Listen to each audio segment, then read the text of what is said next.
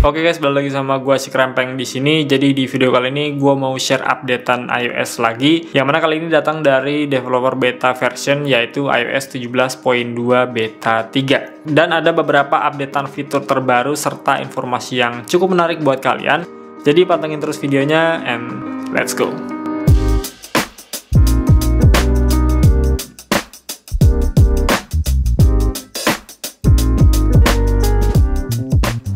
Pada beta version kali ini Apple juga merilis updatean untuk device lainnya ya, yaitu di sini ada iPadOS 17.2 beta 3, ada macOS 14.2 beta 3, ada watchOS 10.2 beta 3, dan yang terakhir ada tvOS 17.2 beta 3. Dan sekarang gue menggunakan iPhone 15 Pro gue, ya ini device utama gue untuk gue update ke 17.2 beta 3 ini. Dan kalau kita lihat di sini untuk size update-nya itu di 650 MB-an. Ini posisi awalnya tuh di 17.2 beta 2, jadi wajar kalau misalnya kecil.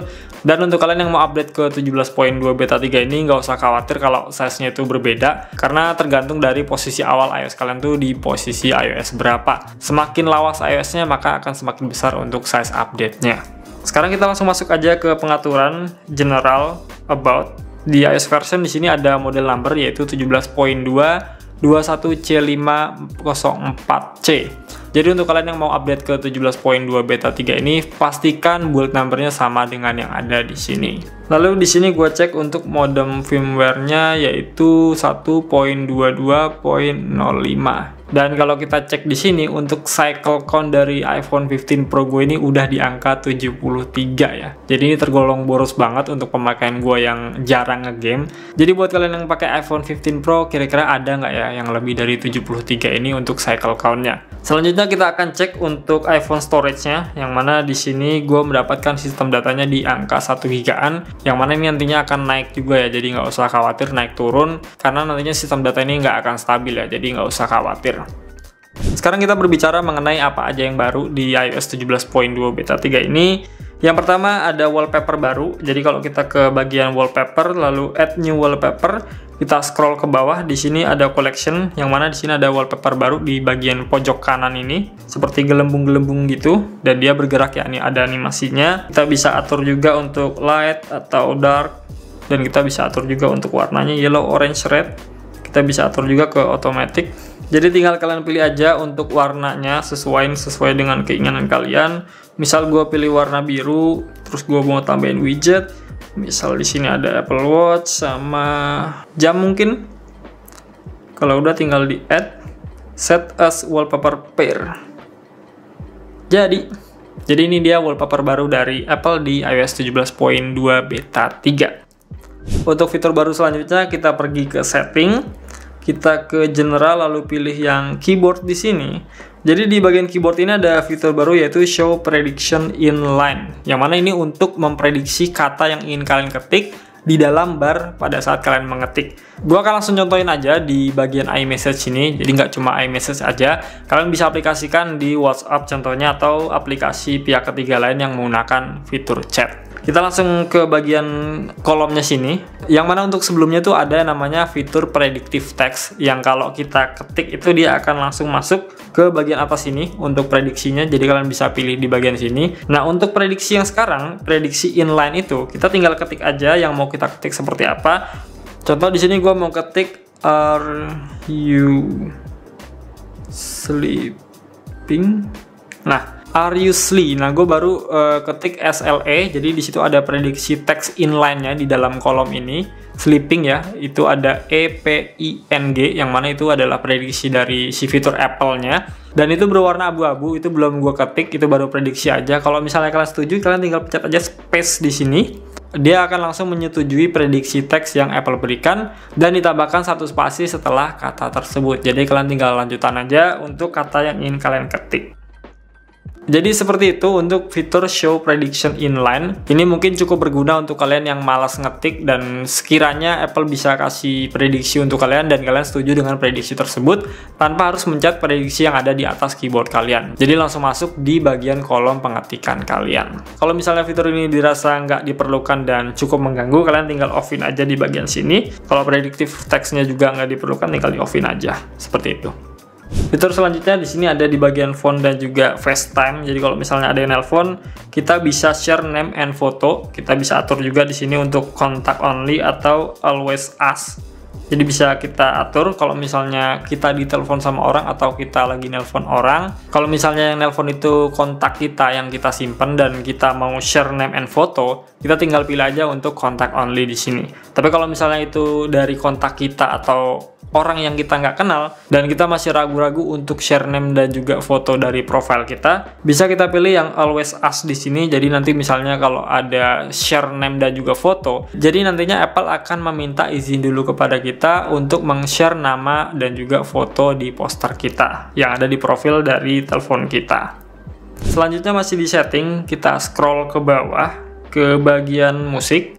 Ada tambahan fitur add favorite song, yang mana kalau misalnya kita mau menambahkan musik ke library, awalnya tuh di 17.2 beta 2 dan yang sebelumnya itu hanya bisa dari playlist song aja, yang favoritnya tuh belum ada ya. Yang mana favorit ini kan fitur terbaru yang ada di 17.2 beta. Jadi pada saat lagu itu difavoritkan, kita nggak bisa tambahkan langsung ke library. Nah sekarang Apple berikan fitur baru ini, yang mana kalau kita udah favoritin musik yang ada di iPhone kita akan langsung dikasih pilihan juga untuk add library langsung dari favorite song kita. Kita langsung aplikasikan aja ke Apple Music.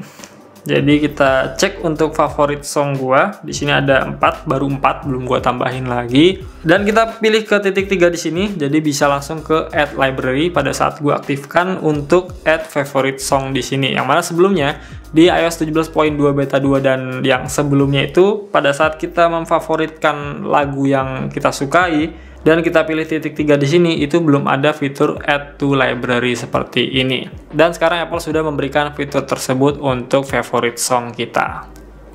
Fitur selanjutnya masih di bagian musik, cuma bedanya sekarang berhubungan dengan aplikasi foto, yang mana pada saat kita update ke 17.2 beta 3 dan baru aja buka aplikasi foto, maka akan langsung muncul pop-up seperti ini. Yang mana ini adalah pemberitahuan dari Apple Music untuk meminta izin akses yang ada di dalamnya, foto-foto yang ada di dalamnya. Yang kalau kita cek di bagian memori foto kita, Apple tuh kan biasanya ngumpulin foto-foto di 1-2 tahun lalu dan dijadiin memori. Kalau kita izinkan Apple Music untuk mengakses foto kita, maka dia akan memberikan lagu atau musik yang cocok untuk memori dari foto-foto kita tadi. Dia akan memberikan musik yang cocok untuk suasana dan juga aktivitas dari foto-foto kita ini. Jadi saran gue untuk fitur kayak gini sih kayaknya nggak merugikan, jadi tinggal diaktifin aja.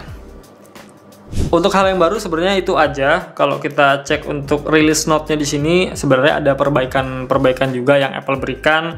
Contoh di sini ada mengenai AirDrop, ada Apple Music, ada di bagian kamera juga. Kalau misalnya kalian mengalami bugs, kalian bisa cek aja di sini. iMessage, Jurnal, dan masih banyak lagi kalian bisa cek aja di sini. Satu bugs yang gue alamin dan sampai sekarang belum bisa terselesaikan, sama seperti di 17.2 beta 2 kemarin, yang mana pada saat gue mau kirim satu file foto dari aplikasi foto langsung ke Gmail, contohnya seperti ini.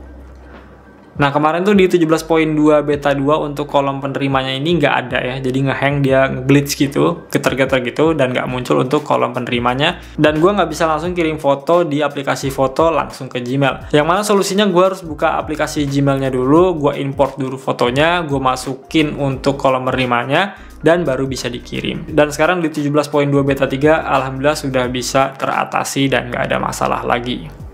Selanjutnya untuk performa, gue nggak ngerasain hal yang signifikan juga untuk 17.2 beta 3 ini. Untuk penggunaan gue yang ringan-ringan aja untuk sosmed dan sekali ngegame, nggak sering juga ngegamenya, itu lancar-lancar aja, nggak ada masalah. Jadi gue rasa untuk 17.2 beta 3 ini tergolong stabil, nggak ada kendala sama sekali. Suhu juga nggak panas kayak di 17.0.1 sampai 0.3 itu cukup panas dan cenderung ngeganggu banget pada saat gue pakai aktivitas sehari-hari. Nah sekarang kita cek untuk Geekbench score-nya. Gue pakai Geekbench 6 seperti biasa. Kita akan tes untuk hasil performa dari CPU dan juga GPU-nya. Kita mulai dari CPU-nya dulu. Run CPU benchmark. Oke, ini udah selesai untuk tes Geekbench score di bagian CPU-nya. Gue dapetin single core-nya tuh di angka 2857 dan untuk multicore-nya 7173. Kita langsung tes lagi untuk bagian GPU-nya. Kita langsung run GPU benchmark.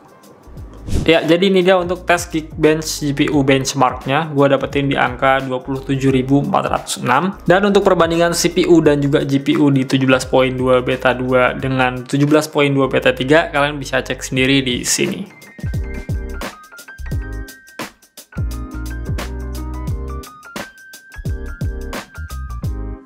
Oke, jadi gitu dulu aja ulasan gue mengenai 17.2 beta 3 ini. Untuk perubahannya, gue rasa ini ya cukup minor, tapi buat kalian yang ada di 17.2 beta 2, saran gue mending di-update aja. Tapi kalau kalian misalnya ada di 17.1.1 atau sebelumnya yang iOS versi resmi, dan nggak mau nyobain versi beta, mending tunggu aja untuk updatean versi resmi dari 17.2 ini.